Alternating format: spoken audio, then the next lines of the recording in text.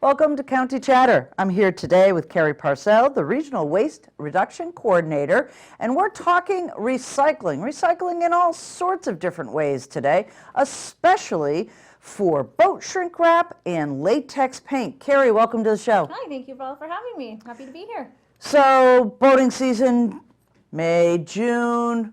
Sometimes we might get them in April, but there's a really cool program that you and the Woods Hole Sea Grant program have developed over the years that takes that amazing amount of shrink wrap off your boat and recycles it. Tell us about the program. Yeah, so back in 2019, it might have been the winter of 2018 actually, Stephanie Murphy with the Woods Hole Oceanographic Institute had said that there was a gentleman she had been working with that was sort of putting out a container seasonally, and they were collecting shrink wrap. She had gotten my name, so we decided to expand it. So we started in 2019. We had a gap year in 2020. We all know why. We don't need to go into it. So we've been doing it since 2019. And basically, we opened up this program to boat owners who shrink wrap their boats locally here on Cape Cod in Barnstable County. Okay. It's a free program. We started with 3 municipalities initially. Now we have 6. Falmouth joined us. And we have a boatyard that does it as well. To participate in the program, it's free to those residents with the shrink wrap. The towns who are the depots take on that cost through grant programs through Mass DEP, and they pay to have residents come in, drop it off. There is a specific way that they need to do that. If it's dirty, if it's not rolled up correctly, so make sure to follow the rules. They will offer to either put it in the trash or let you take it home and get it properly prepared for recycling. Okay. So we've been doing that since 2019. It's been going strong, and now we have 6 towns that are collection depots. You do not need a recycling sticker to get into the transfer stations that do the collection. We do ask that folks only bring in the shrink wrap if you are not a sticker holder of the municipality you're visiting. Right. And there's some special instructions you noticed, talked about a little bit, that you can't just wad it up in the ball after you take it off the boat, right? There's a specific way that they want this. Is there some instructions in how to do that? Yeah, so you can visit the Town of Bourne's website or the Woods Hole Oceanographic Institute's website and just, kind of Google boat shrink wrap recycling Cape Cod, simplest way to do it. And basically what we want is we want it to be debris free, meaning no leaves, mud, dirt, to the best of your ability. We want it clean. We want it free of strings, ropes, zippers, any type of wood. So the best way to do it is to cut it at the belly of the boat, because that removes all that stuff that we don't like, the undesirable part of the shrink wrap. And then you're just going to kind of lay it out and you're going to roll it up like a little burrito. The average weight of shrink wrap is about 15 pounds. Oh. So if you're thinking of, what you're doing for the environment and for our waste stream, you're removing 15 pounds of shrink wrap on average from that waste stream. So. Right, and that shrink wrap actually can break down into small, tiny little particles, can't it? It does. So plastics don't biodegrade. They just break down into smaller and smaller plastics, into nanoplastics, really. So you're never really getting rid of plastics. They're in our environment everywhere. So by recycling them, we take it to a sorting facility in Brockton. We've been working with Republic Services and Gretchen Carey. She's been fabulous. We did an interview of multiple places. We wanted to make sure it stayed domestic. Yep. And we provide them grade A shrink wrap. So we get a nice turnover for it as far as the sale into the market. And what they're doing with ours, at least what I heard, is they're turning it into coffee can lids and garbage bags. Oh, wow. How cool is that? So your shrink wrap potentially is on top of your Folgers can when you go to the grocery store, or it's your new hefty bag when you're down the kitchen aisle. Wow, that is just an amazing program. And again, taking this plastic out of the environment, those pieces that fly off and then end up in our waters or into our yards and our conservation lands, this is such a great program. Yeah. How many pounds approximately have you collected over these years? We see on average sometimes up to 20,000 pounds, which is 10 tons. If it's super, super high grade, it means that we're being more selective about what we're taking. So we're asking the residents, and the folks, the boatyards, boatyards participate as well, to make sure that it is correctly prepared for us to take into the recycling facility. Last year, in 2022, I think we recycled about 6 tons of really high grade, really desirable boat shrink wrap that will get recycled. It's not been rejected, so. That is just absolutely amazing. And what a great program for boat owners here on Cape Cod. There's what, 6 locations now? Yeah, there's 6 drop-off locations, including a boatyard. Okay. So the 6 locations are Bourne, Chatham, Dennis, Eastham, Falmouth, and Wellfleet. Okay. So you can go over to the transfer station while they're open, during business hours. Tell the gatehouse person that this is why you're there. Unless you're a sticker holder, then you can go and do whatever other business you have.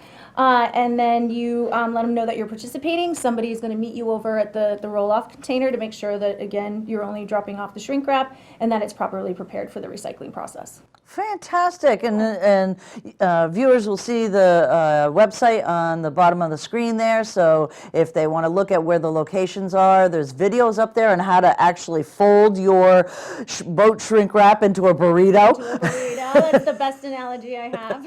That's fantastic. And then some other information up there about how important this program is to the Cape. What a great program. And that's not the only one. There's a latex paint Take-Back, and this one we've been to over the years. Again, this is going on several years now. Happens usually in August of every year. Tell us a little about this. People are always looking for ways to get rid of, down in your basement or in your shed, you've got, you hate that color on your living room. You're never going to use the leftover paint. What are we going to do with it? So we call this legacy paint. So it's paint that, like you said, we either bought it, we didn't like the color, it didn't fit, we had too much. Whatever we're doing as homeowners, business owners, we're painting birdhouses and or we're getting sample colors, right? We take home these little sample colors and then they all wind up in the basement or the garage or in a shed somewhere. So some of the towns at the transfer stations, if you have a sticker, can utilize their, paint sheds. Bring it in the summertime where it's not going to freeze over. You can dry it out, throw it out. But what happens with the latex paint is it's actually 100% recyclable back into latex paint. So it becomes itself again, which is really, really great. But again, like everything else, there's caveats to it. It can't be frozen. It can't have a skin on it. It can't have debris. So you can't, bring us some chunky old, frozen paint with, pieces of paint stick and wood stuck in it. So it's got to be a clean, something that you would potentially use on, say, a beehive at the minimum. Okay. So what we do is we collect it. We have a vendor out of Hanover, Recolor Paints. We've been working with them. The first 2 years that we did it, we actually did it through a Mass DEP grant. Unlike the boat shrink wrap where we absorb costs, DEP did that. Now we absorb the costs. The municipalities pay sort of a stipend to allow all residents of Barnstable County to come by. The typical time is, 9 to noon. We hold it in tandem at the Tony Kent Arena. That hasn't changed, which has been really nice. We do it in August, like you said. So those dates will change just depending on that Saturday, if you will. Right. It goes straight back into recycled paint. It's sold at wholesale prices. So if you think of paints, it's a luxury. You think of paint as anywhere from $40 to $60+ a gallon. And they sell it wholesale for anywhere from $20 to $30 a gallon. So you're really saving money on it. You're saving the environment. You're saving the paint from going into the landfill. And it's all about reuse. So that's why we do this program, and we do it every year. So. Okay. So this is kind of like a drive-through, similar to what our hazardous waste collection is. So I'm driving up to Tony Kent Arena. How should my paint be prepared, and where should it be? If you have a pickup truck, lay it in the back of the pickup truck. If you have it in a vehicle, the trunk is the easiest. Don't get out for safety reasons. It's a drive-through. Be comfortable. Stay in the car. We'll come to you. Have your hood ready to pop. We'll grab everything out. If there's something that's questionable, we'll probably give it back to you. Questionable would mean that the paint can itself is very, very empty. It's dry. We could tell. Sometimes we could tell when you shake it, there's other things in there, that debris. Or sometimes paint gets poured off into a container that's unidentifiable. So we don't want to take something that we can't identify as a alkaline, a latex paint. So, That's fantastic. What a great program. And again, you've told us that it becomes itself, which I think is amazing. But can you tell us, how much you've collected? Yeah, so I was actually gathering some information for the county recently. And if I do recall, it was over 21,000 pounds of paint. And if you think of a gallon of paint with the tin can, it's about 10 pounds. So 8 pounds of it is the liquid, 2 pounds of it is about that container. And so, you know, you take 21,000 pounds of, and this is the recycled stuff. This isn't the rejected stuff. This isn't the stuff that came in and that we couldn't, you know, manage for whatever reason. And so it's a huge program. We do it, you know, often and a lot. And that 21,000 pounds might actually just be from last year. Right. I can't recall, but it's a lot. Right. It's hot. You're on the blacktop in August, so you're sweating. You don't have to go to the gym that day when you're done. You know, you show up, you work out, you take the paint, you feel good. They feel good, and they're happy that we're there. And so it's a fun thing. But yeah, the easiest thing to do is pop it in a convenient area. If you're showing up to the hazardous waste event, if you're a Dennis resident, because that's where we hold it, you know, in Dennis. Dennis residents have their hazardous waste that day. So if you're a Dennis resident, put your latex paint separate from the hazardous, because you're going to be put into a separate line so that we can take both. And the latex paint is usually to the right. So we would take your paint from there, and then the hazardous guys will take all your stuff off your hands. Good to know. And what's the importance of getting this out of the environment?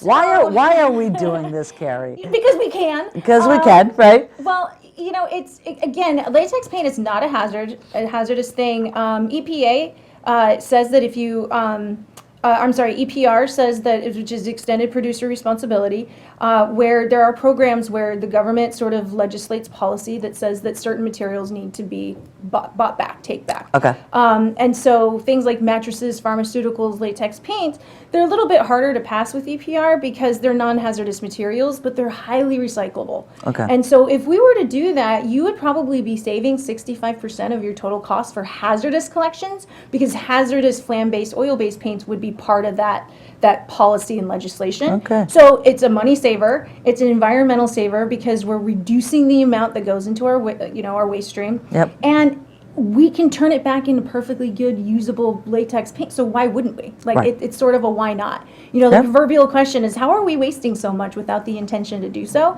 And so these are our opportunities to find ways to get these materials out of the waste stream and back into, you know, our market as, you know, a new latex paint or as a coffee can lid, you know, with the boat shrink wrap. So and we don't ever want to put them down a drain. No, we don't. No, we don't. This has been fantastic information, really important for our residents.